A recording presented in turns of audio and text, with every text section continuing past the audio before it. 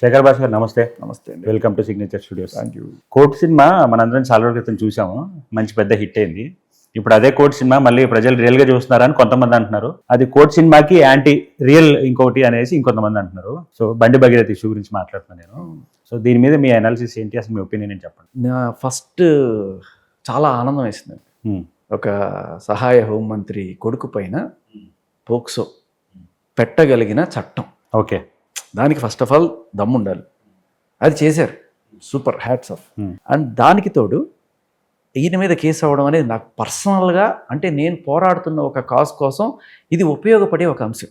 నేను పోరాడుతున్న కాజ్ ఏంటంటే తప్పుడు అత్యాచారపు కేసులు, తప్పుడు 498 కేసులు, అంటే మొగుళ్ళని వేధించడం పెట్టే కేసులు, తప్పుడు మెయింటెనెన్స్లు, తప్పుడు భరణాలు, దీనికి తోటి తప్పుడు పోక్సులు, ఇవన్నీ కూడా ఈ చట్టాలు ఎలా డిజైన్ చేయబడ్డాయంటే నీది తప్పు ఉండాల్సిన అవసరం లేదు, బై డిఫాల్ట్ వాడు చెప్పేది రైట్, ఆడది చెప్పిందంటే అది నిజం. అంటే ఒక మాట చెప్పేస్తే చాలా, అంతేనా? వెళ్ళి ఎఫ్ఐఆర్ అయిపోయిందంటే ఎటువంటి విచారణ లేకుండా నిన్ను తీసుకెళ్లి లోపలేయగలిగిన సెక్షన్ ఇది. ఈ దరిద్రం అనేది మన భారతదేశంలో మాత్రమే ఉంది. అంటే ఎవిడెన్స్లు చూపించడాలు, ఏమి లేదు, ఆ లింక్ చూపించడాలు ఏం అవసరం, నోటి మాట మీద చాలు.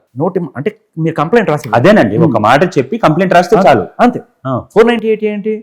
అత్త మామలు నన్ను వేధించారు, మొగుడు కట్టం కోసం అడిగాడు, ఈ మొగుడు కొట్టాడు, ఏమీ సాక్ష్యాలు అవసరం లేదు. ఇవన్నీ కూడా ఎందుకు పెట్టారు అంటే ఎక్కడి నుంచి తీసుకొచ్చి చూపిస్తుందండి. 4 గోడల మధ్య మొగుడు కొడితే కొట్టకపోయినా కూడా రాయొచ్చు, కొట్టిన రాయొచ్చు, కానీ ఆవిడ చెయ్యలేదు అనే ఒక కోణంలో సానుభూతి తీసుకొచ్చి రాశారు. సో దీన్ని ఎంత చక్కగా వాడుకున్నారంటే సుప్రీంకోర్టు కూడా లీగల్ టెర్రరిజంకి ఒక ఆయుధంగా మారింది ఈ 498 అని అభివర్ణించింది.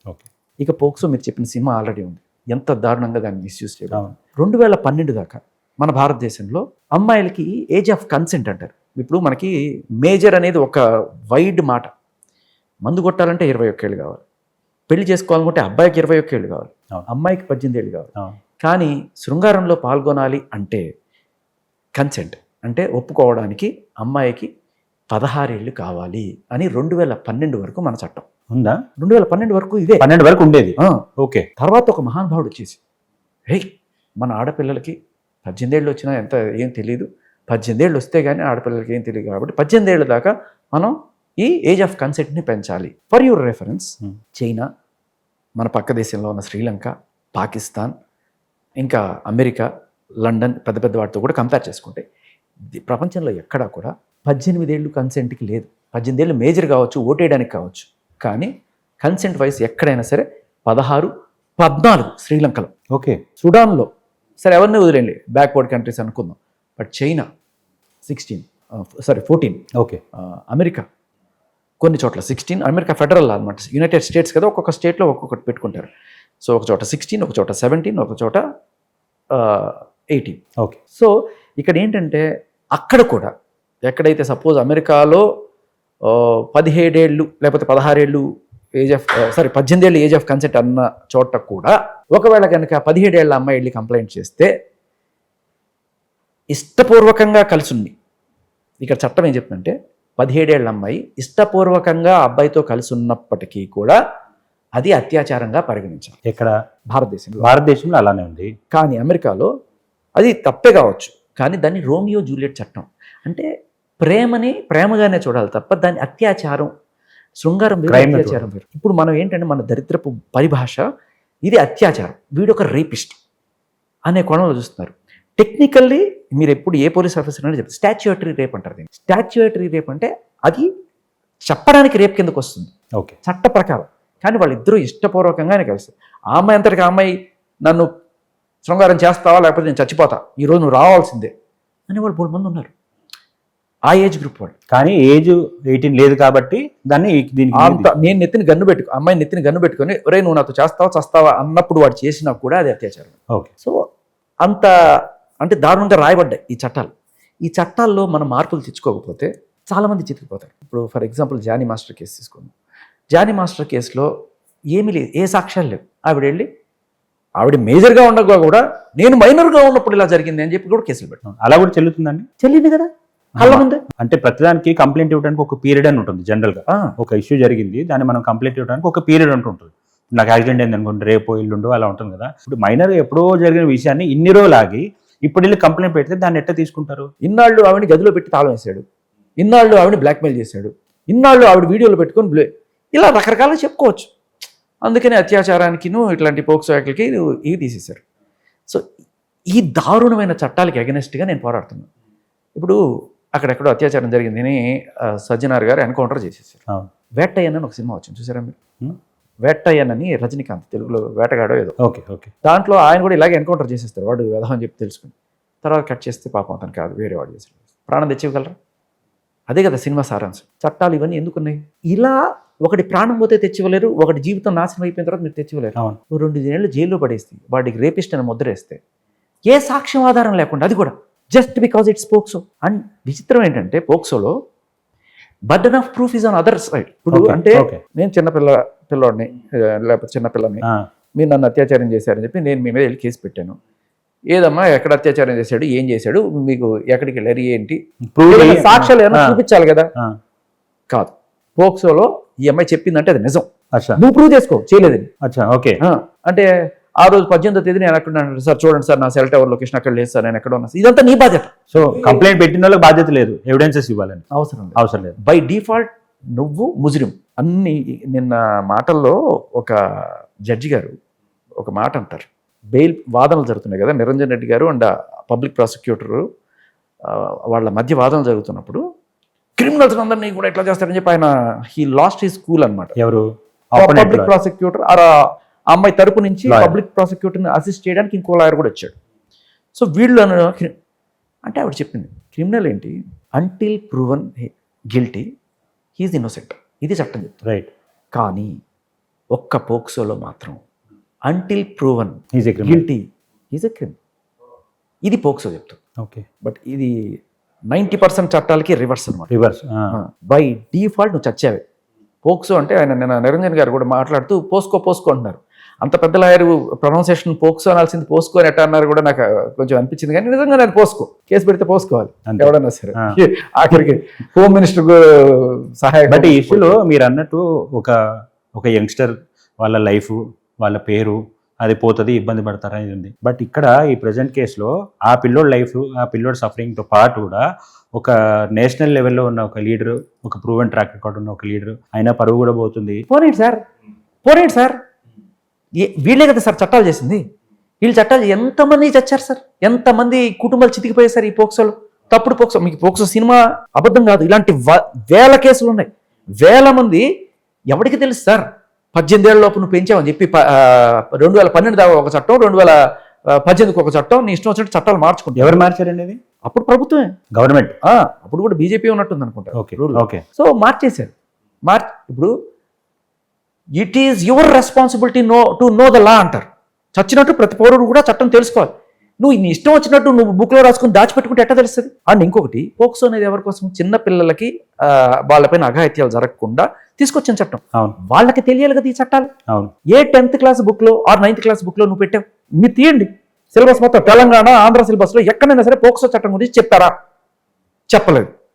పోనీ 10th అయిపోయింది, వీడు మేజర్ అయ్యాడు, ఇంటర్మీడియట్లో మనకి సోషల్ ఉంటుందా? డిగ్రీలో సోషల్ ఉంటుందా? చదువుకునే వాళ్ళు అంటే ఎంపీసీ బైపీసీకి వెళ్ళే వాళ్ళకి సోషల్ ఉండదు. It is not a compulsory subject anymore. ఇంజనీరింగ్కి వెళ్ళిపోతే నాకు సోషల్ లేదు.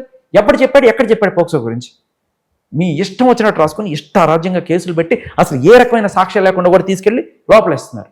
ఇప్పుడు జనాలు అందరూ కూడా ఎవరైతే సరే ప్రతిపక్షాలు వాళ్ళు ఇది పొలిటికల్ అడ్వాంటేజ్ తీసుకునే వాళ్ళు అంటారు. కానీ చాలా మంది మామూలు వాళ్ళకి ఒక రూలు, ఈయనకొక రూలా, ఈయన కూడా లోపల పెట్టండి అని చెప్పి అంటున్నప్పుడు ఇక్కడ నేను సంతోషపడే విషయం ఏంటంటే, ఎస్ అంటే ఇన్నాళ్ళు ఇన్ని కుటుంబాలు చితికిపోతుంటే పైన కూర్చొని లా మేకర్గా ఉన్న మీరు ఒక్క అటెంప్ట్ కూడా చేయలేదు. ఈ కళ్ళ ముందు జానీ మాస్టర్ జరిగింది. ఇప్పుడు 6 ఏళ్ల క్రితం నన్ను అత్యాచారం చేశాడని చెప్పి ఆవిడ కేసు పెట్టడం, తర్వాత చాలా క్లియర్ కట్ ఆడియో రికార్డింగ్ వచ్చింది.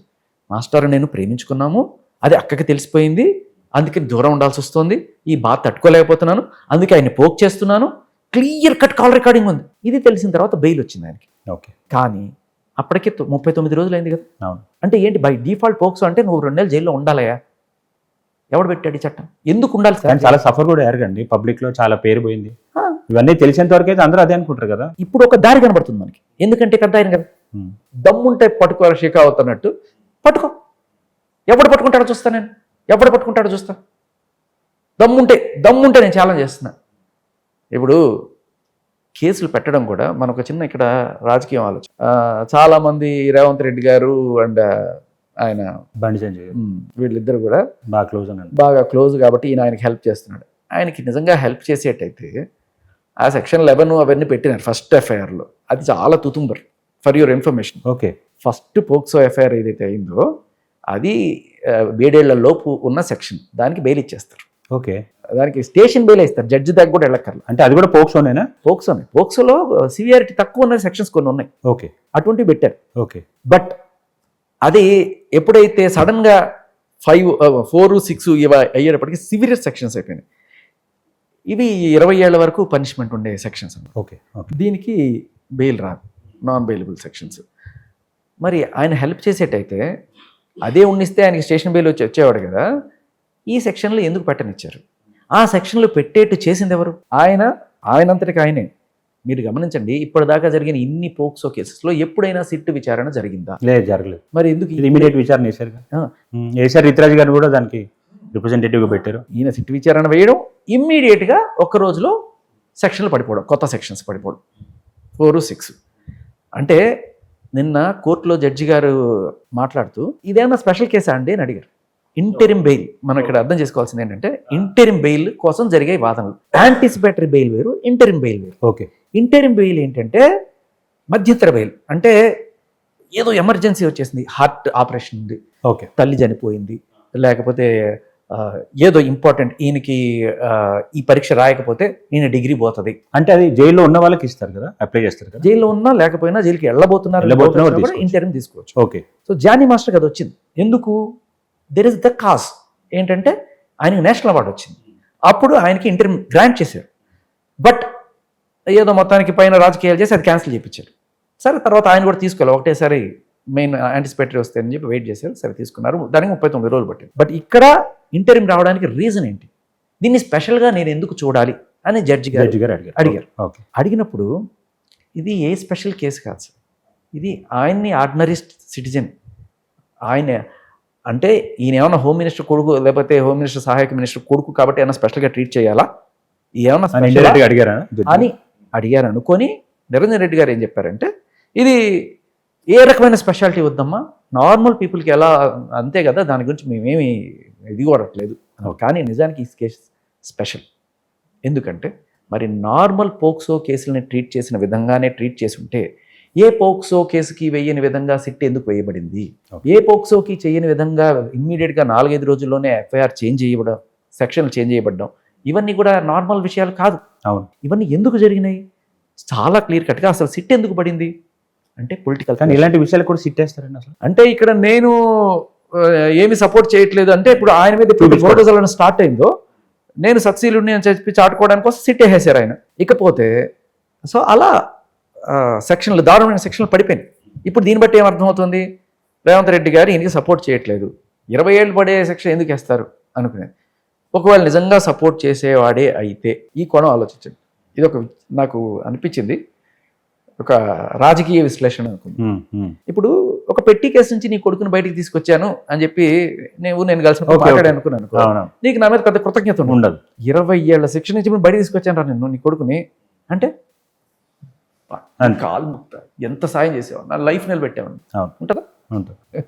ఇది కూడా జస్ట్ ఒక థాట్, ఐ డోంట్ నో. అంటే ఇప్పుడు సినిమా కథలు రాసుకుంటుంటా కాబట్టి ఆలోచనలు వస్తాయి. ఆ పొలిటికల్ అడ్వాంటేజ్ కూడా ఉండొచ్చు మేబీ. కొన్నిసార్లు మనం కొన్ని తీయలేని కేసులు ఉంటాయి మన మీద, ఎంత సీఎం అయినా లేకపోతే ఎవరైనా. సో రేపు ఆ గవర్నమెంట్ రావచ్చు, సెటిల్ చేసుకోవడానికి మన దగ్గర ఒక అయినా కూడా సెంటర్ నుంచి వీళ్ళ కేసులు ఏమైనా బ్యాలెన్స్ చేసుకోవడం అయి ఉండొచ్చు. అలాంటివి జస్ట్ ఊహాగానే జస్ట్. అవునవును. సో ఇది పక్కన పెడితే ఇది స్పెషల్ కేస్, ఖచ్చితంగా స్పెషల్ కేస్. ఎందుకంటే ఈ సెక్షన్లు, ఈ సిట్లు ఇవన్నీ కూడా ఎందుకు జరిగినాయి? Just because of political pressure and media విపరీతంగా దీన్ని హైలైట్ చేయడం. అవును. ఎంత హైలైట్ చేసిందంటే 9 మంది మంగళి గారి కేసులో చచ్చిపోయినా వాళ్ళ ప్రాణాల గురించి ఎవ్వడికి పట్టదు. అంటే నేను మంగళి గారిని అరెస్ట్ చేయాలో ఇంకోటో చెప్పండి, అదేలేండి. వాళ్ళ కనీసం వాళ్ళకి ఎక్స్గ్రేషియా గురించి ఒకళ్ళు మాట్లాడారు. ఈ బీఆర్ఎస్ కానీ, కాంగ్రెస్ కానీ, బీజేపీ కానీ ఎవరికైనా ఏమైనా పట్టింది సార్? ఇవాళ వచ్చి ఆడపిల్లకి అన్యాయం జరిగిపోయింది అంటే మరి గిరిజన బిడ్డ ఆవిడకి కోట్ల ఆస్తుంది, వాళ్ళ నాన్న ఎట్టగొట్ట సెట్ చేసుకుంటాడు. వీళ్ళు ఇల్లు పుస్తులు తాకట్టు పెట్టుకుని రోడ్డును పడి చచ్చిపోతున్నారు కదా, వీళ్ళ కోసం ఒక్క మాట మాట్లాడారు సార్ వీళ్ళు. ఎందుకు బీఆర్ఎస్ వాళ్ళు అయితే మీరు చూసుంటారు లేదో ఈ విషయం మీద బండి భగీరథ్ గారికి ఫోటోలు వేయించి పోస్టర్లు వేయించి డబ్బులు ఖర్చు పెట్టుకొని మరి ఆ రోడ్లంతా పోస్టర్లు అంటించుకుంటున్నారు అబ్స్కాండింగ్ అని చెప్పి. మెట్రో ట్రైన్లకి ఆ పోస్టర్లు అంతా చూపించుకొని టైం కేటాయించి ఇతను కనపడితే 100కి ఫోన్ చేయండి అంటున్నారు. అంత ఇంట్రెస్ట్ చూపిస్తున్నారు దీని మీద. మనకి ప్రజా సమస్యల కన్నా రాజకీయ ప్రత్యర్థుల్ని కొట్టుకోవడమే మా విధానం అని ఇక్కడ వీళ్ళు చాటుకుంటున్నారు. అంతకుమించి ఇక్కడ ప్రజా సమస్యల మీద నిజంగా పోరాడండి. ఇది ప్రజా సమస్య సార్. ఇద్దరు లవ్ అఫైర్ చెడింది, దాన్ని తీసుకొచ్చి ఈయనేమో హనీ ట్రాప్ పెట్టుకుంటాడు, ఆవిడేమో పోక్సో పెట్టుకుంటుంది. దీన్ని తీసుకొచ్చి పీకి పాకం చేస్తున్నారు. ఎస్పెషల్లీ ఇక్కడ నేను బీఆర్ఎస్ పార్టీ గురించి క్లియర్ కట్గా చెప్తున్నా. వాళ్ళు నిజంగానే ప్రజల పక్షాన్ని నిలబడి ఉంటే ఈ పార్టీకి ఆ 9 మంది ఏళ్ళకి వెళ్ళి ఉండేవాళ్ళు. వాళ్ళకి ఎక్స్గ్రేషియా ఇవ్వమని చెప్పి ఆయన డిమాండ్ చేస్తుండేవాడు. అవును. ఇక బీఆర్ఎస్ని పక్కన పడదాం, కాంగ్రెస్ పార్టీ సార్ ఆయన ఇప్పటిదాకా ఈ కేసులో ఒకరికైనా ఎక్స్గ్రేషియా ఇచ్చారు, చచ్చిపోయారు. నేను వెళ్ళొచ్చాను సార్. ఆ పిల్లోడి తల్లి తండ్రి ఇద్దరు చచ్చిపోయారు. 7 ఏళ్ల పిల్లాడు, వాడికి ఎవరు సార్ దిక్కు? మీడియాలో అందరు ఇట్లా అన్నా, రేవంత్ అన్న నీకు ఓట్లు వేసినామన్నా, నువ్వు మాకు ఫ్రీ బస్సులు ఇస్తే దానివల్ల ఏముందన్నా, ఆస్తులన్నీ పోయినాయన్న, చూడన్నా అని చెప్పి ఆడాళ్ళందరూ గిరిజన తాండాల్లో ఉన్న మొక్కుకుంటే ఏమన్నా స్పందన సార్? వీళ్ళు అడిగితే ఇమీడియట్గా సిట్టేస్తారు.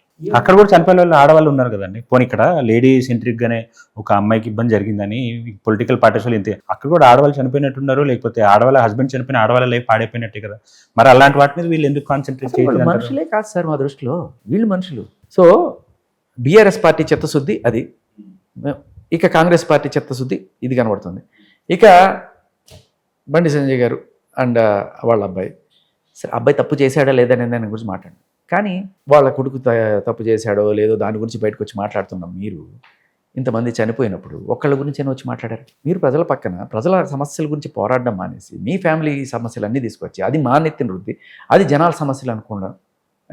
కానీ దీంట్లో కూడా నేను ఒక అవకాశాన్ని ఎత్తుకుంటున్నాను. ఏంటంటే మీ కేసు వల్ల ఇలా రేపటి నుంచి ఇలా పోక్సో చక్రాల కింద నలిగిపోకుండా జనాల్ని సైట్ చేస్తూ ఆయనకి ఇచ్చారు కదా, మీరు ఇవ్వండి. ఇప్పుడు రుతురాజ్ గైక్వాడ్ గారు డీసీపీ గారు ఒక స్టేట్మెంట్ ఇచ్చారు. ఏమని? ఇప్పుడైతే ఈవిడ్ని సిటీ విచారణాధికారిగా నియమించిన వెంటనే మీడియా అందరూ కూడా మైకులు పెట్టి ఆవిడని అడిగినప్పుడు ఆవిడ ఏమంటారంటే, అరెస్ట్ చేస్తారా అంటే, యా విచారిస్తాం, ఆయనది తప్పు ఉందని తెలిస్తే అరెస్ట్ చేస్తాం. కానీ పోక్సోలో బై డిఫాల్ట్ అరెస్ట్ ఉంటుంది. Very good madam. అండ్ అలాగే మీరు చెప్పిన ఈ స్టేట్మెంట్ ఏదైతే ఉందో ఇక నుంచి ప్రతి పోక్సో కేసుకి కూడా మీరు విచారించి తప్పుంటేనే అరెస్ట్ చేయాలని చెప్పి కూడా మీ మాట మీద మీరు నిలబడడం, అలాగే పోలీస్ డిపార్ట్మెంట్ అంతా కూడా నిలబడాలని నేను కోరుకుంటున్నాను. ఖచ్చితంగా సార్ ఇది తప్పు. ఇప్పుడు వాళ్ళకొక న్యాయం వీళ్ళకొక న్యాయం కదా, వాళ్ళందరికీ అన్యాయమే జరిగింది. బట్ ఇలాంటి ఒక ఇష్యూ జరిగి ఇట్లాంటి ఒక షిఫ్ట్ జరిగితే డెఫినెట్గా ఇది నెక్స్ట్ టైం ఎవరైనా ఇబ్బంది పడ్డా కూడా వాళ్ళు కూడా దీని ఎగ్జాంపుల్ తీసుకొని వాడుకునే ఛాన్స్ ఉంటుంది కదా. ఖచ్చితంగా ప్రశ్నించాలి కదా. అప్పుడు మీరు నేను ప్రశ్నించాలి. ఆయన కేసులో వచ్చింది మీ కేసులో ఎందుకు రాలేదు? ఆయన కేసులో అరెస్ట్ చేశారు, మీ కేసులో ఎందుకు అరెస్ట్ చేయలేదు? అడగాలి మనం. అసలు డేస్ అరెస్ట్ పట్టదు కదండి ఇక్కడ. పోక్సో కేసుల్లో బెయిల్ అనేది సెషన్ కోర్ట్స్లోనే, ఓకే, హైకోర్టులో ఆవాదనలు వినిపించడం అనేది rarest of the rare. Okay okay. A POCSO కేసులో అయినా సరే ఆ నిందితుడు సార్ ఇక్కడ సెషన్ కోర్ట్స్లో ఏమవుతుందంటే జడ్జిలందరూ కూడా యంగ్ జడ్జిలు ఉంటారు, అప్పుడే ఎగ్జామ్ వాళ్ళకి పెద్ద అంత మెచ్యూర్డ్ రియల్ టైమ్ ఎక్స్పీరియన్స్ చాలా తక్కువ ఉంటుంది. వీళ్ళల్లో జనరల్గా ఏంటంటే go by the book rule. మనకి ఎందుకు ప్రస్తుతం సాంప్రదాయం ఏముంది, ఆ పోక్సో అంటే మనం బెయిల్ ఇవ్వకూడదు, ఒక కళ్ళ ముందు లేదు సార్ అతను చంపలేదు సార్, వాళ్ళు వీళ్ళని చంపడానికి వచ్చి మాకు సంబంధం లేదు, అదే సెక్షన్ శిక్ష. అంతకు మించి చాలా మంది యాజ్ ఇట్ ఈస్ ఇచ్చేస్తారు, no bail no bail no bail. So ఎప్పుడైతే హైకోర్టుకి వెళ్తాయి ఇవన్నీ కూడా చాలా ఎక్స్పీరియన్స్ జడ్జిలు ఉంటారు. సో ఆ జడ్జెస్ వింటారు, అర్థం చేసుకుంటారు, ఇస్తారు. ఇక్కడ మనం రిస్క్ ఎందుకు తీసుకోవడం? అంతే బై డిఫాల్ట్. అత్యాచారం కేసు అని వచ్చింది అనుకోండి, రిమాండ్ 14 days, మళ్ళీ రిమాండ్ 14 days.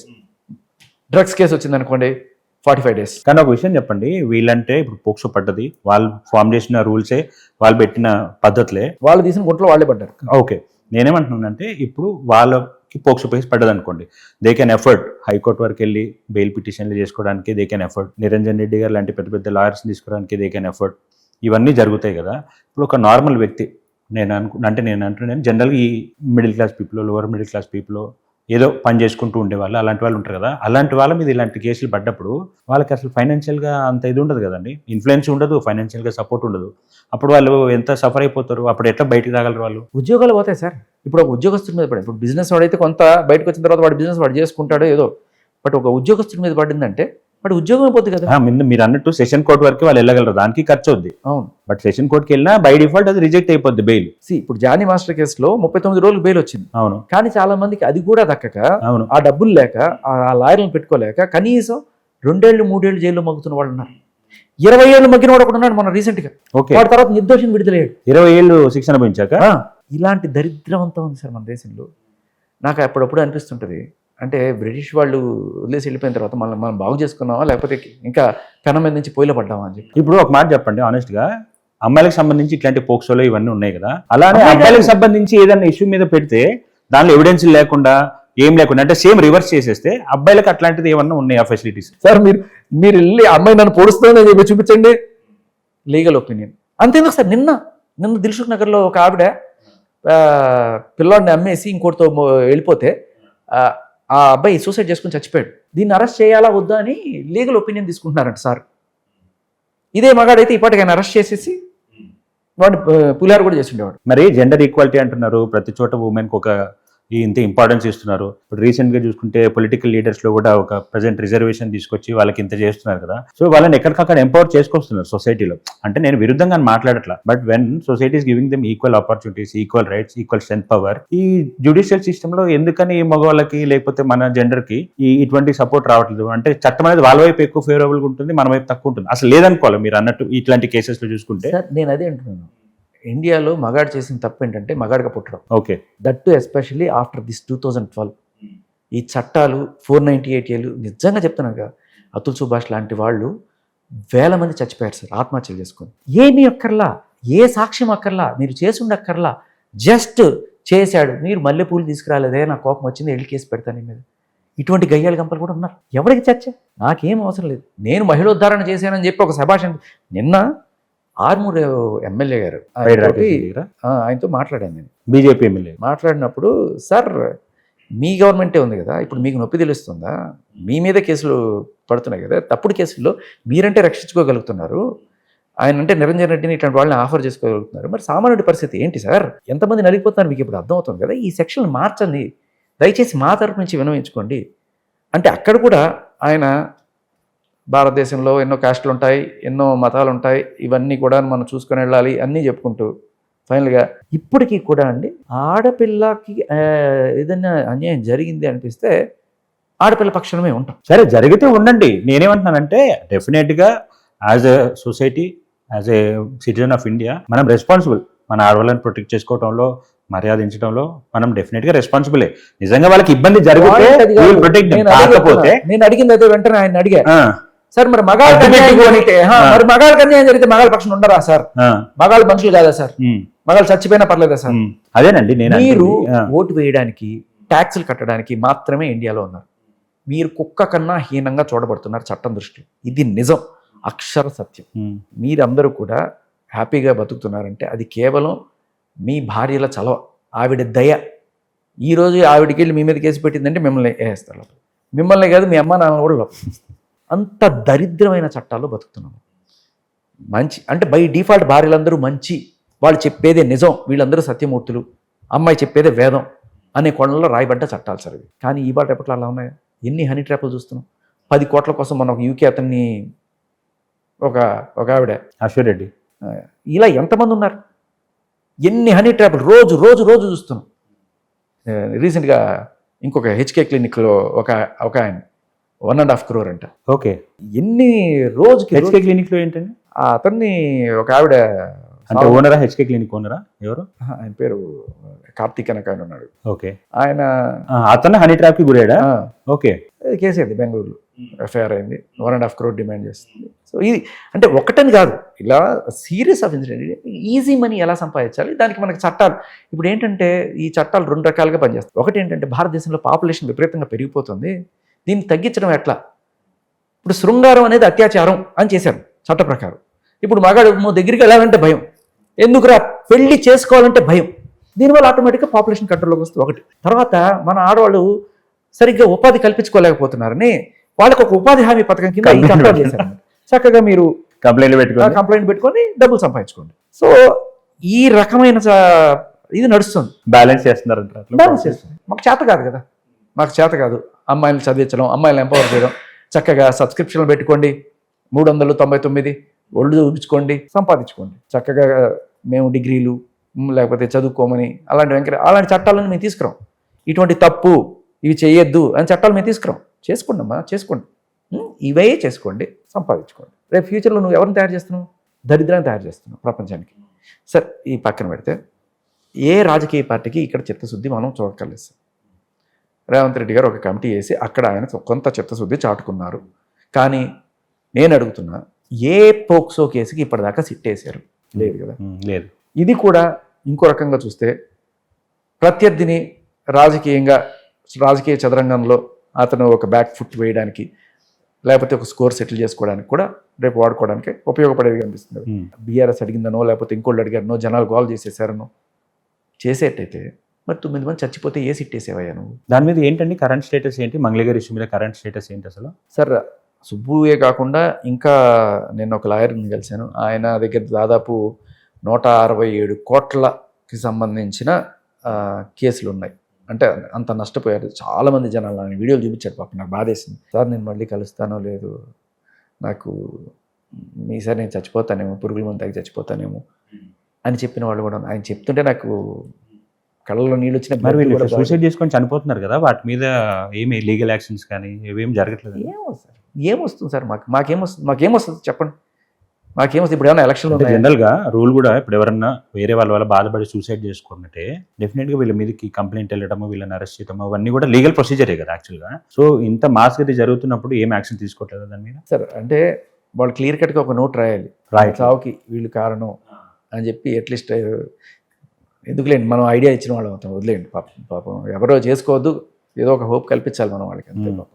సో ఇది పోతే సరే, ఈ విషయంలో ఒకటి చెప్పండి ఆనెస్ట్గా.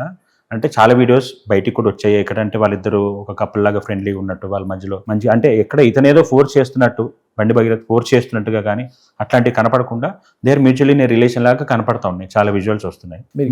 మీరేమంటారు? ఎస్, ఆ కంప్లైంట్ మొత్తం మీద లాస్ట్ లైన్లో చూస్తే దాంట్లో నా కూతురు ఇష్టపూర్వకంగా సమ్మతించినా కూడా ఆవిడ మైనర్ అయినందున అది చెల్లుబాటు కాదు అని ఒకటి ఉంది. అంటే ఏంటి? సో అలా కమిట్ అయ్యారు వాళ్ళు కంప్లైంట్లో. ఇంకొకటి, మీరు రీసెంట్గా వాళ్ళ మదర్ ఒక లేఖ రాశారు. దీని మీద చాలామంది తల్లి ఆవేదనను అర్థం చేసుకోండి అని చెప్పి. నిజంగా తల్లి ఆవేదన నేను అర్థం చేసుకుంటాను. కానీ ఆ తల్లి ఆ పిల్లని అప్పుడే మందు కొట్టడం తప్పమ్మా, సిగరెట్లు తాగడం తప్ప. కానీ ఇంకా వాళ్ళ పేరెంట్స్ ఇతనితో ఫోటోలు దిగటాలు, చాలా చోట్ల కలిసి తిరగటాలు, ఈవెన్ పేరెంట్స్ కూడా కలిసే తిరుగుతున్నారు కదా. తప్పు కదా. తిరుపతికి వెళ్ళారంట, మళ్ళీ వేరే చోట బర్త్డే పార్టీలు చేసుకున్నారంట, చాలా కనపడుతున్నాయి కదా. కనపడుతున్నాయి. ఇప్పుడు ఏంటంటే మళ్ళీ మీరు ఇందాక చెప్పారు సోషల్ బ్యాన్. ఓకే, అంటే ఏంటంటే మేము నీ మీద నిందేస్తాం, నువ్వు చూపించుకోకూడదు, బయట సాక్ష్యాలు పెట్టకూడదు. రీసెంట్ గా జడ్జి కూడా అన్నారంట సోషల్ మీడియాలో ఇటువంటి సాగుకొట్టి చెవులు ముడి అంటారు చూసారా. అంటే నీ కాళ్ళెర కొడతా, నువ్వు పరిగెత్తాలి. కాళ్ళెర కూడా పరిగెత్తాలి, అంతే కదా. ఇప్పుడు ఏంటి, అరే నువ్వు దరిద్రురా, నువ్వు వెధవరా, నువ్వు వచ్చేసారు అంటే లేదు సార్, ఇది చూడ లోపల చూపించకూడదు. నువ్వు చూపించావంటే పోక్సు ఎట్లా చూపిస్తావురా? నువ్వు చూపించావంటే అమ్మాయి అన్యాయం అయిపోతుంది. అంటే నేను కూడా నిజం లేకపోతే నువ్వు చచ్చిపోతే ఏమిట్రా, నువ్వు మగాడంటే జంతువుతో సమానం, అంతే. నువ్వు ఏమైతే మాకేంటి, అది చట్టం. ఇప్పుడు ఏంటి, ఒక నీ మీద నిందపడ్డప్పుడు అవును ఇదిగోనయ్యా చూడండి అయ్యా, నేను తాగించడం ఏంటి, ఆ అమ్మాయి తాగుతుంది, ఇదిగో బాటిల్స్ చూడండి, ఆ అమ్మాయి సిగరెట్లు తాగుతుంది చూడండి, ఇది ఇష్టపూర్వకంగా తాగుతున్నట్టుందా, నేను బలవంతంగా గరాట పెట్టి పోసినట్టుందా? అది క్లియర్ కనపడుతుంది కదా. ఇది ఆ అమ్మాయితో నేను అత్యాచారం అంటున్నారు, నేను అమ్మాయిని ఎక్కడన్నా కాలేజీకి వెళ్తుంటే బలవంతంగా జడబట్టుకొని లాక్కొని వ్యాన్లో వేసుకొని పోయానా, లేకపోతే ఆ అమ్మాయి అంతరికి అమ్మాయి డ్రైవ్ చేసుకుంటే ఆ అమ్మాయి తీసుకొచ్చిందా నన్ను? ఇవన్నీ నేను చూపించుకోవాలి కదా.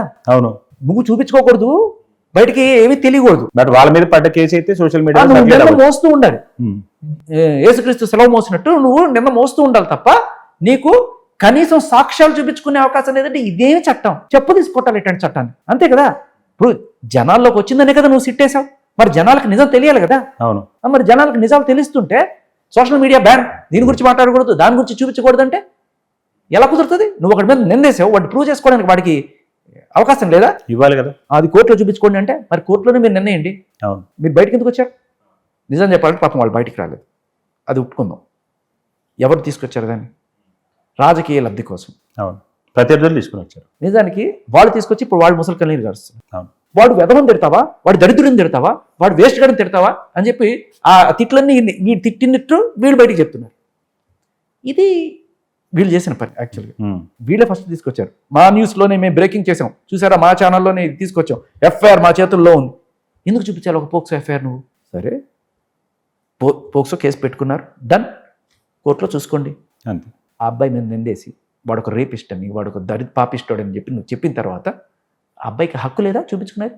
ఖచ్చితంగా ఉంది, ఖచ్చితంగా ఉంది. ఆ అబ్బాయి కానీ, ఆ అబ్బాయి శ్రేయోభిలాషులు కానీ, బంధువులు కానీ, ఎవరికి ఏ సమాచారం, ఏ పౌరుడికైనా సరే, నేను చెప్తున్నాను కదా, నీకు తెలిసిన నాకు తెలిసిన ఆ అబ్బాయి నిర్దోషి అని చెప్పి, లేకపోతే ఆ అమ్మాయి సైడ్ అయినా సరే, ఏ సాక్ష్యం ఉన్నా సరే చూపించండి ప్రజలకి. అవును, వై నాట్? ఎందుకు నోరు నొక్కాలని చూస్తున్నారు?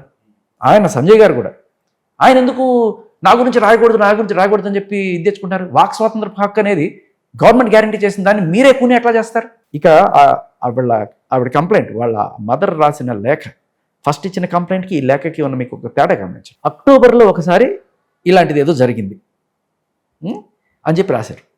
తర్వాత ఈయన ఇచ్చిన కంప్లైంట్లో నవంబర్లో వీళ్ళందరూ శ్రీశైలమును తిరుపతి వెళ్ళినట్టుగా వీళ్ళందరికి వీళ్ళే. ఓకే. అక్టోబర్లో నేను అటువంటి దరిద్రం చేసి ఉంటే నవంబర్లో నన్నే ఎందుకు తీసుకెళ్తారు మీరు? నేను ఎదవని తెలిసింది కదా. కరెక్ట్. కాబట్టి ఇప్పుడు రాసిన లెటర్లో అక్టోబర్ ఇష్యూ లేదు, లేదా డిసెంబర్ 31 నైట్, ఫస్ట్ నైట్ కాదు, డిసెంబర్ 31 నైట్, డిసెంబర్ 31 నైట్న అదేదో జరిగింది. ఎందుకంటే ఆ తర్వాత మళ్ళీ వీళ్ళు తీసుకెళ్ళలేదు కాబట్టి. Okay okay. ఆ తర్వాత ఈయన ఏదో సారీ చెప్పిన మెసేజ్లు, అంటే మద్యం తాగించి అనేది నేను ఒప్పుకోను. ఓకే, ఎందుకంటే అది ఆవిడ చెప్పిన వర్షన్. కానీ ఇక్కడ ఈయన సారీ చెప్పిన మెసేజ్లు వీళ్ళు చూపిస్తున్నారు. అంటే maybe something has happened. Right. Okay, మెసేజ్లు ఉన్న కోణంలో అది మనం నమ్మచ్చు. ఇక్కడ మద్యం తాగించి అనేది ఎందుకు నమ్మట్లేదు అంటే ఆవిడ చాలా క్లియర్ కట్గా హ్యాపీగా బాటిల్ లేపుతున్నవి, 18 ఏళ్ల వయసు కూడా లేదు సరే, 21 ఏళ్ల దాకా అసలు మేజర్ అయినా కూడా ఎంత మీరు లాడ్లా పెంచుకుంటే మాత్రం ఇదే ఒక పేరెంట్స్దే కదా తప్పు సార్. ఇప్పుడు ఆవిడ చిన్న వయసులోనే బండి నడిపి ఎవరన్నా గుద్దితే ఎవరి మీదకి వస్తుంది? ఆవిడ నేను ఈ రోజుకి కూడా ఆ పిల్లది నేను ఇసుమంత తప్పు కూడా నేను పాయింట్అవుట్ చేయను. 18 ఏళ్ళ లోపు పిల్ల చెడిపోయిందన్న, తప్ప తిరుగులు తిరిగిందన్న తల్లే రెస్పాన్సిబుల్. తల్లి తండ్రి, అబ్బాయి అయినా సరే అమ్మాయి. అవును, కరెక్ట్. మనం I don't want blame her, seriously చెప్తున్నాను, మనస్ఫూర్తిగా ఒట్టేసి చెప్తున్నాను. వాట్ ఎవర్, ఆవిడ మందు కొట్టచ్చు కాక, సిగరెట్ తాగొచ్చు కాక, లేకపోతే వేరే వాళ్ళతో తిరగచ్చు కాక, దీని అంతటికీ కారణం అమ్మ నాన్న. మళ్ళీ దగ్గరుండే వాళ్ళు తిప్పారు కదా. ఏ పోక్సోలో ఇంకొకటి ఉంది, 17, 18 సెక్షన్స్ ఏం చెప్తాయంటే ఎవరైతే దీన్ని ఎంకరేజ్ చేస్తారో అమ్మ నాన్న అయినా సరే వాళ్ళకి కూడా ఈ సెక్షన్ ప్రకారం 1 సంవత్సరం 6 నెలలు పడుతుంది. మరి ఫస్ట్ వీళ్ళని కూడా ఇన్వాల్వ్ చేయాలి కదా. ఇంత ప్రొసీజర్ ఫాలో అయిన మన రుతురాజ్ గైక్వాడ్ గారు, డీసీపీ గారు, మరి ఇది ఎందుకు మీకు కనిపించట్లేదు? ఎందుకంటే ఈ ఎఫ్ఐఆర్ మాత్రం మీరు చూస్తారా, అక్కడ ఆ ఎఫ్ఐఆర్ చూడండి, ఎవిడెన్స్ కరీంనగర్లో ఉన్న ఎఫ్ఐఆర్ అది అన్ని ఎవిడెన్స్తోనే పెట్టారు కదా. ఎవిడెన్స్ లేకుండా ఏం పెట్టలేదు. ఆ 50,000 ట్రాన్సాక్షన్ ఎందుకు పెట్టారు? హనీ ట్రాప్ అని చెప్పడానికి ఇన్ని ట్రాన్సాక్షన్స్ అని చూపించాలి. సో దానికి ఒక 20,000, ఒక 30,000. బయటకు వచ్చే వార్తలు ఏంటంటే వీళ్ళు బాగా కోట్లకు పడగలెత్తిన వాళ్ళు. ఈవిడ లెటర్లో రాసేది ఏంటంటే మేము సామాన్యులు, మధ్యతరగతి వాళ్ళు. వాళ్ళ ఫాదర్ మీద కూడా ఏదో కేసు ఉంది అంటున్నారు ముందే, అమ్మాయిల ఫాదర్ మీద కూడా ఏదో కేసు ఉంది. పాయింట్ వీళ్ళు ఆవిడ రాసిన లేఖలో కొన్ని క్వశ్చన్ చేయాలి. ఎందుకంటే అమ్మ ఎమోషన్, అమ్మ కూతురు సెంటిమెంట్ అనే దాంట్లో మనం క్యారీ అయిపోతే నువ్వు ప్రశ్నించకపోతే నువ్వు జర్నలిస్టే కాదు. కరెక్ట్. సో నేను అడిగేది అక్టోబర్ ఇన్సిడెంట్ ఈ లేఖలో ఎందుకు లేదు? ఫస్ట్ కంప్లైంట్లో ఉంది. ఎందుకు అంటే మీరు నవంబర్లో ట్రిప్కి వెళ్ళారు, దాన్ని మీరు ప్రశ్నిస్తారని చెప్పి రెండోసారి లేపేశారు. రెండోది ఆవిడికి బలవంతంగా మందు తాగించడం అనేది అబద్ధం. ఎందుకు? ఆవిడ ఆల్రెడీ మందు తాగుతుంది, ఆవిడ ఇష్టపడకుండా తాగుతున్న కూడా కనబడుతుంది.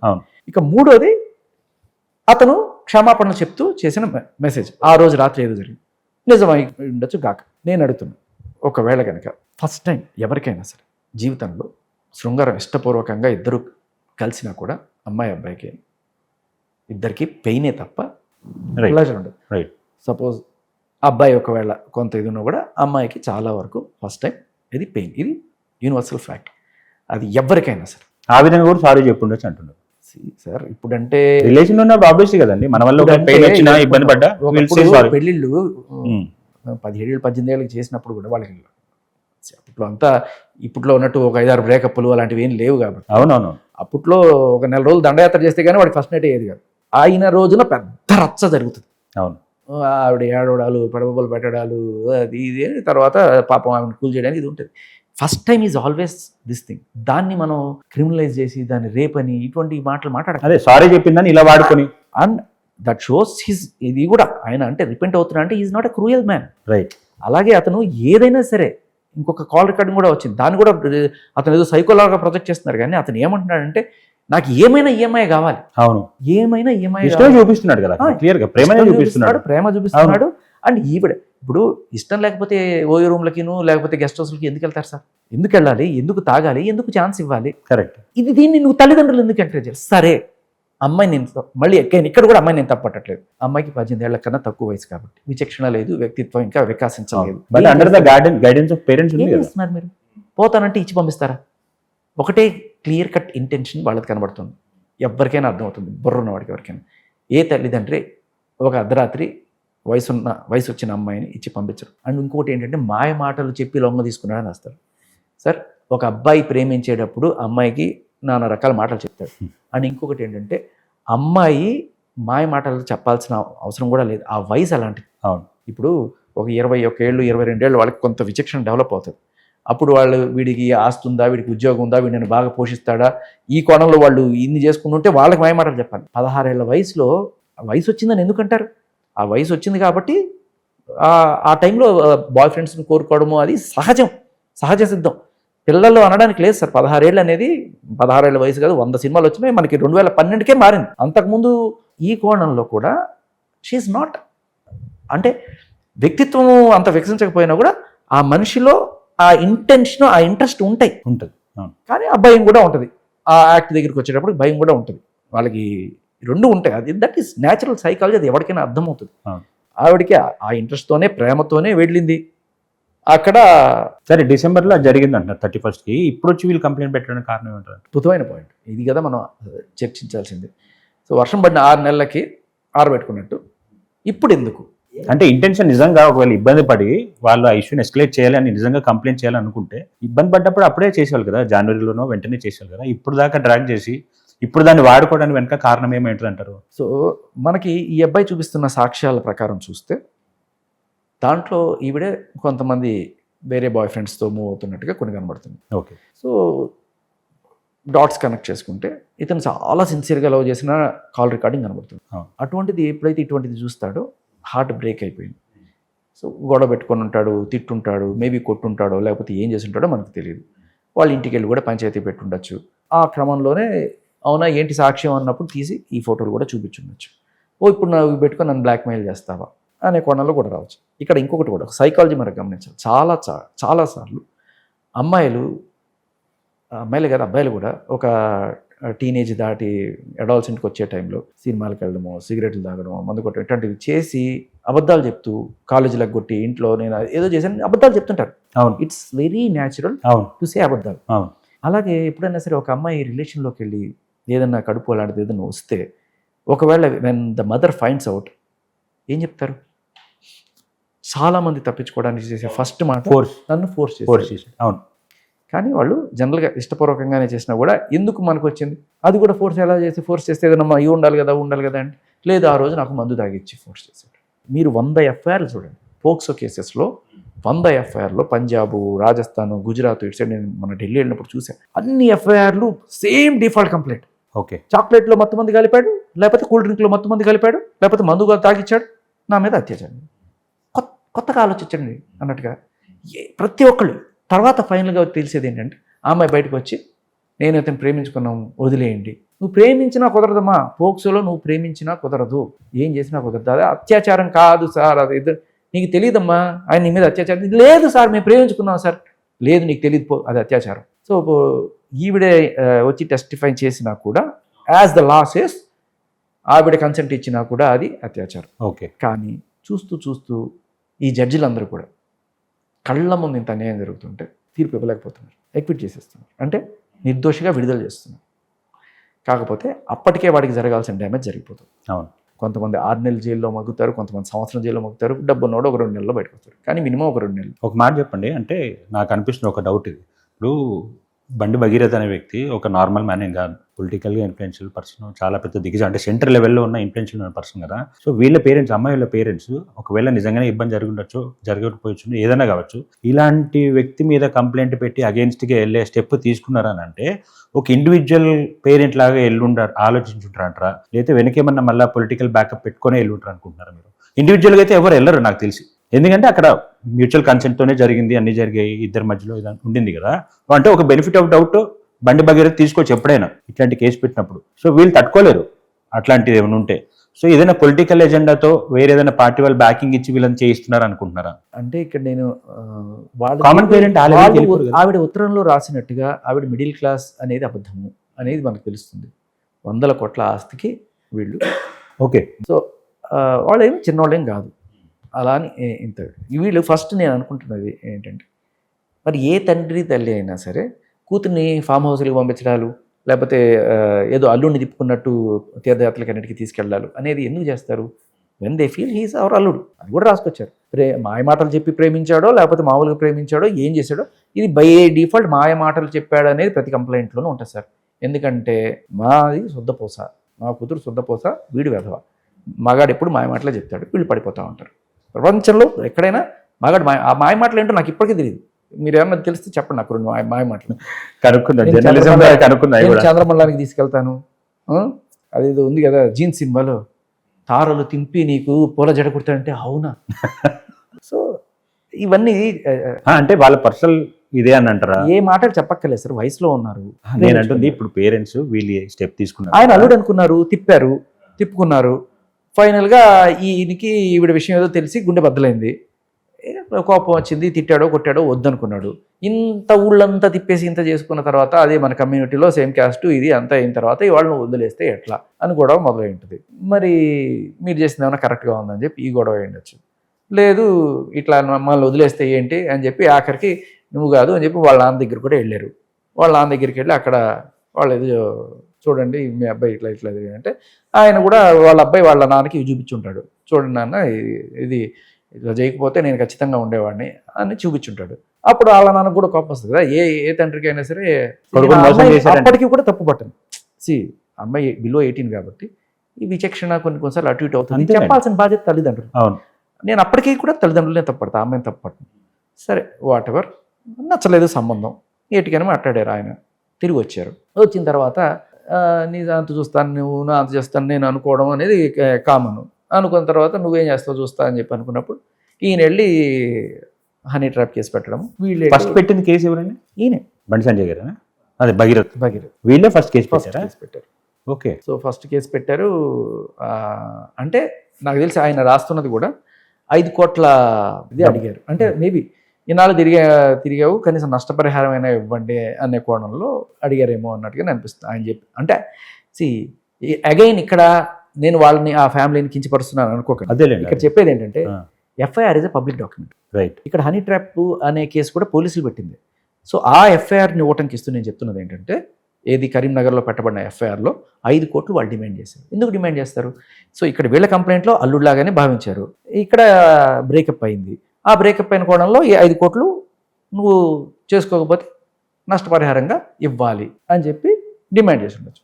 ఇది డాట్స్ కనెక్ట్ చేసుకుంటే మనకు అర్థమవుతుంది. రైట్. ఇంకా వేరే రకంగా ఏమైనా కనెక్ట్ అయితే కూడా నాకు చెప్పండి. సో ఓవరాల్గా మీకు ఈ ఎపిసోడ్లో ఏమనిపిస్తుంది, అసలు ఎటువైపు రైట్ అయి ఉంటుంది అనుకుంటున్నారు? ఈ వాళ్ళ రేపట్లో ప్రేమని, శృంగారాన్ని అత్యాచారం అని చెప్పి మన వాళ్ళు బయటికి తీసుకొస్తున్నారు. ఓకే. ఇది very dangerous to the society. ప్రతి ప్రేమలోనూ ఏదో గొడవలు వస్తాయి. అది విడిపోతే విడిపోవచ్చు. మెచ్యూరిటీ ఉన్నవాళ్ళు చక్కగా విడిపోతారు, లేని వాళ్ళు రోడ్లో పడి కొట్టుకుంటారు. సో ఇక్కడ ఏం జరిగింది అంటే, ఈ గొడవ పెద్దవడానికన్నా వీళ్ళ ఆస్తులు, వీళ్ళ ఈగోలు ఎక్కువ ఉండడం వల్ల వీళ్ళు కేసులు పెట్టుకొని మీడియాలతోటి మనతోటి గట్టిగా ఇంటర్వ్యూ చేసుకుంటూ ఇన్ని హడావులు జరుగుతున్నాయి. కానీ నేను దీన్ని కూడా నేనే ఆపర్చునిటీగా చూస్తాను. దీనివల్ల రేపు పోక్సో కేసులకి ఒక సరికొత్త స్టాండర్డ్. నాకు ప్రతిసారి ఢిల్లీ పోయి ఫైట్ చేయాల్సిన అవసరం ఉండదు. కొన్నిసారి ఇటువంటి కేసులను బేస్ చేసుకుని నేను గట్టిగా పాయింట్లు పెట్టడానికి ఉపయోగపడుతుంది. Right. So Telangana state versus బండి భగీరథ కేసులో ఏం జరిగింది అంటే, ఆ రోజున దీనికి కోర్టు బెయిల్ గ్రాంట్ చేసింది కాబట్టి మీరు కూడా గ్రాంట్ చేయండి. అసలు ఈ బెయిల్ గ్రాంట్ చేయడాలు, జనాలు తప్పించడం, అసలు కేసుని అసలు పెట్టడంలోనే తప్పుడు చట్టం ఇది. అక్కడే ఆపితే మంచిది. ఎవిడెన్స్ ఉంటే పెట్టండి. ఎవిడెన్స్ లేకుండా జస్ట్ ఒక వాంగ్మూలం తీసుకొని దాన్ని బేస్ చేసుకొని మీరు కేసు కట్టాడు కూడా నేను ఓకే. ముందు వెనక చూడకుండా ఇప్పుడు ఆయన 2 నెలలు జైల్లో పెడితే మీకు ఏమొస్తుంది చెప్పండి? శిక్ష ఇప్పుడు జడ్జి గారు డిసైడ్ చేస్తారు తప్పు ఏంది అని, తీసుకెళ్ళి పడేయండి, కన్విక్ట్ అయ్యాడు కదా. బై డిఫాల్ట్ ఈ కేసు పడితే ఇన్ని రోజులు జైలు అనేది మీరు అంటారు. ఎందుకు? ఈ ప్రొసీజర్ ఏంటి? ఎవడు చెప్పాడు? ప్రొసీజరే పనిష్మెంట్ అవుతుంది ఇక్కడ. దట్ ఈజ్ రాంగ్ అంటున్నాను. సో ఇప్పుడు ఇన్నాళ్ళు జనాలు ఇటువంటి తప్పుడు కేసుల్లో ఎంత మగ్గుతున్నారు అనేది వాళ్ళకి తెలియలే. గవర్నమెంట్ ఇవాళ కన్న కొడుక్కి ఇది అయిపోతే అప్పుడు బాధ కలుగుతుంది. ఇప్పటికైనా సరే నేను అనేది బండి సంజయ్ గారు, ఇటువంటి ఎన్నో తప్పుడు కేసులు చాలా మంది సఫర్ అవుతున్నారు. వీళ్ళు అడుగుతున్న న్యాయం మీ కొడుకు అన్యాయం చేశాడని కాదు, అందరికీ అన్యాయం జరిగింది, మీ కొడుకు ఎందుకు మాత్రం న్యాయం? పబ్లిక్ కొంతమంది రివోల్ట్ అవుతున్నారు. అందరికీ అన్యాయం జరిగింది, ఇప్పుడు మీ కొడుకు మాత్రం ఎందుకు న్యాయం జరగాలి? అవును. సో మీరు అందరికీ న్యాయం చేయండి, అందరినీ మీ కొడుకులాగా ట్రీట్ చేయండి. బయట మాటలు చెప్పడం కాదు, అందరూ నా కొడుకుల్లాగా ట్రీట్ చేస్తామన్న కాదు. మీరు అది కనుక చేస్తే ఖచ్చితంగా ఈ చట్టం మారుతుంది. పోరాడండి. ఇప్పుడు మీకు నొప్పి తెలిసింది కదా, ఇంకా చాలా మంది పొలిటీషియన్స్ ఉన్నారు, వాళ్ళకి చాలా మంది కొడుకులు ఉన్నారు, పడాలి. వీళ్ళ మీద పడితే అప్పుడు చట్టాలు మారుతాయి. లేకపోతే మేము ఎక్కడో హై పొజిషన్లో ఉన్నాం, మేము ఏం చేసినా కూడా ఈ జనాలు ముష్టి జనాలు పడాల్సిందే అనుకుంటున్నారు. మీకు కొన్ని అంటే ఓపిక ఉంటే నేను కొన్ని కేసు లిటరల్ ఎగ్జాంపుల్స్ చెప్తాను. జానీ మాస్టర్ కేసు మీకు తెలుసు. తర్వాత ఆయన కూడా ఒక ఫేమస్ డాన్స్ మాస్టర్, బాగా పేరున్న డాన్స్ మాస్టర్. చాలా మందికి అది జస్ట్ ఇన్షియల్గా అలా న్యూస్ వచ్చి వెళ్ళిపోయింది కాబట్టి పెద్దవారు పట్టించుకోలే. కానీ ఆయన సంగారెడ్డి జైల్లో 50 రోజులు పెట్టారు. కేసు ఏంటి తెలుసా మీకు? ఆయన ఒక ఆవిడని ప్రేమించాడు, సరే పెళ్లి కూడా చేసుకున్నట్టున్నాడు. ఆవిడకి ఆల్రెడీ పెళ్ళయి డైవర్స్ అయ్యి, ఆ పెళ్లిలో ఫస్ట్ పెళ్లిలో ఒక కూతురు, ఆ కూతురికి ఇప్పుడు 14 ఏళ్ళు. ఆవిడ చూడడానికి అంత వయసుగా కనిపించకపోతే ఈయనేవో చాలా చిన్నపిల్ల అని చెప్పి పెళ్లి చేసుకున్న తర్వాత ఈ విషయం తెలిసి ఏంటి ఇంత మోసం అని చెప్పి ఆయన పోతే, ఆవిడ ఏకంగా ఈయన్ని తిరిగి రప్పించుకోవడం కోసం నానా రకాల బెదిరింపులు, కేసులు పెడతాను చెప్పి ఫైనల్గా ఈయన లొంగకపోతే నువ్వు ఏమైనా చేసుకుని నేను రాను అనే కేసుకి వెళ్తే ఈ చిన్న పిల్లని తీసుకుని వెళ్ళి 14 ఏళ్ళ పిల్లతోటి ఇతని మీద పోక్సో కేసు పెట్టించింది. సో ఏంటి అంటే ఈ స్టెప్ ఫాదర్ నన్ను రోజు మొలస్ట్ అబ్యూజ్ చేసేవాడు ఓకే అనే కోణంలో కేసు పెట్టారు. అయితే ఈ పిల్లని తీసుకెళ్ళి స్టేట్మెంట్ ఇప్పించారు పోలీస్ స్టేషన్. మరి ఆ పిల్ల 14 ఏళ్ల పిల్ల చేయని దాన్ని ఉన్నట్టు చెప్పగలదా? లేదు. మీకు ఒక విషయం చెప్తాను. ఈ మధ్యకాలంలో ఒక ఫేమస్ సినిమా వచ్చింది. సో ఒక ఫేమస్ సినిమాలో ఈవిడ పోక్సో రిలేటెడ్ రోల్ చేస్తుంది. ఎలా అంటే వాళ్ళ బాబాయ్ ఈవిని మొలస్ట్ చేస్తూ ఉంటాడు. ఈవిడ వెళ్ళి తల్లి దగ్గర మొత్తుకుంటూ ఉంటుంది, అమ్మ బాబాయ్ ఇట్లా చేసుకున్నాడమ్మా అని చెప్పి. అంటే ఊరుకో, బాబాయ్ గురించి అబద్ధాలు చెప్తావా, వెళ్ళు అని చెప్పి తల్లి పంపిస్తూ ఉంటుంది. అక్కడ యాక్టింగే కదా బ్రహ్మాండంగా. అక్కడ అంటే ఈవిడ ఆల్రెడీ యాక్టింగ్ చేస్తుంది. అమ్మ నువ్వు ఇదే యాక్టింగ్ ఇక్కడ చేయి చాలు పోలీస్ స్టేషన్. ఓకే, కేసు 50 రోజులు. ఇవన్నీ ప్రూవ్ చేయడానికి అంత టైం పట్టింది. బయటకు వచ్చాడు. అప్పుడేంటి జస్ట్ ఆ అమ్మాయి చేతులు చెప్పింది ఒక ఇది మైనర్లని వెపనైజ్ చేస్తున్నారు. మైనర్లతో మటర్లు చేయించడము, లేకపోతే ఇటువంటివి చేయించడం, ఏం చేసినా వాళ్ళకి శిక్షలు ఉండవు కదా, పోక్సోలు పెట్టించడం. ఇది ఒక పెద్ద రాకెట్ కూడా మీకు. అసలు మీకు ఇంకా దారుణమైన విషయం చెప్పిన 14 ఏళ్ళు కాదు, మీకు DAV public school POCSO case గుర్తుంది? 3 years పాపకి ఏదో అయింది. 5 ఏళ్ళ పాప. ఆ పాప మీద ఒక డ్రైవర్ మొలస్ట్ చేశాడు. వాడికి 20 ఏళ్ళు పడింది.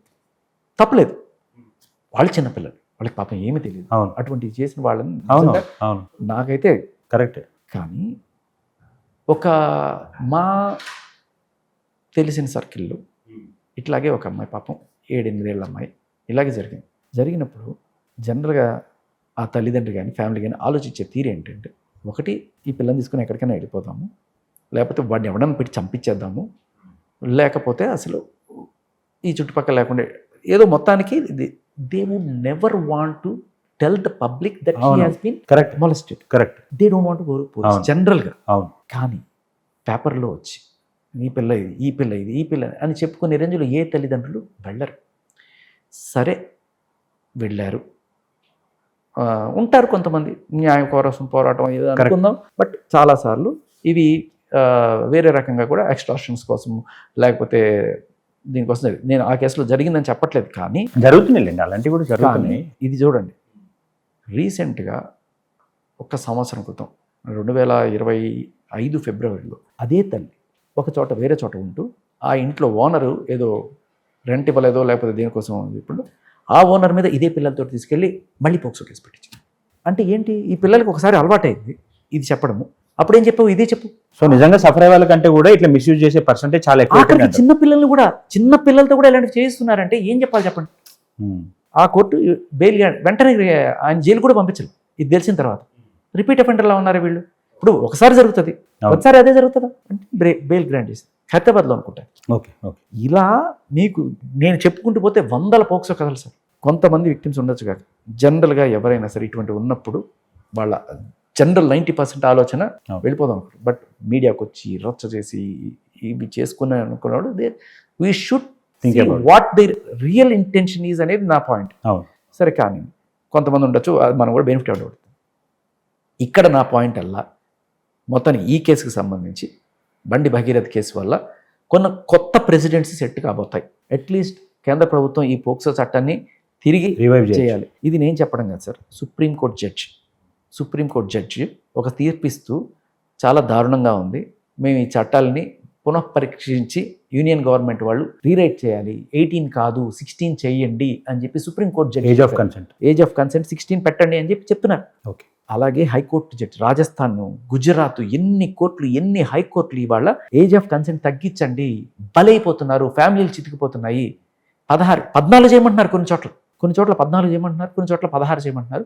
But what ever 16 is recent, first నుంచి ఉన్నదే. బట్ ఏజ్ అంటే చిన్న టాపిక్ గుర్తుకొచ్చింది. అంటే ఎవరైతే కంప్లైంట్ ఇచ్చున్నారో ఆమె ఏజ్ మీద కూడా కొంతమంది ఇప్పుడు అంటున్నారు మైనర్ కాదు తను మేజరే అని ఇంకొక కాంట్రవర్సీ కూడా తీసుకొస్తున్నారు కదా, దాని మీద మీకు ఏమైనా ఐడియా ఉందా? ఒకటి, ఆవిడ ఒక 6 ఏళ్ల క్రితం బండి నడిపి, అంటే ఈ బండి కాదు, బండి భగీరథ కాదు, మామూలు బండి ఆ బండి నడిపి పోలీసులకి దొరికితే ఆ పోలీసులు కేసు బుక్ చేశారు. జనరల్గా మైనర్ కదా, మైనర్ మీద కాకుండా వాళ్ళ తల్లిదండ్రుల మీద పెడతారు. ఇప్పటికైనా వాళ్ళ తల్లిదండ్రులు తెలుసుకోవాలి. ఇది ఫస్ట్ నుంచి జరుగుతుంది. మీ రెక్లెస్నెస్ వల్ల మీ కూతురు ఇలా మీరు రెస్పాన్సిబుల్ అని ఆ రోజే లీగల్ సిస్టమ్ మీకు చెప్పింది, మీరు పట్టించుకోవట్లా. తాగుడికి వెళ్ళింది, మీరు పట్టించుకోవాలా. తిరుగుడికి వెళ్ళింది, గెస్ట్ హౌస్కి వెళ్తున్నారు.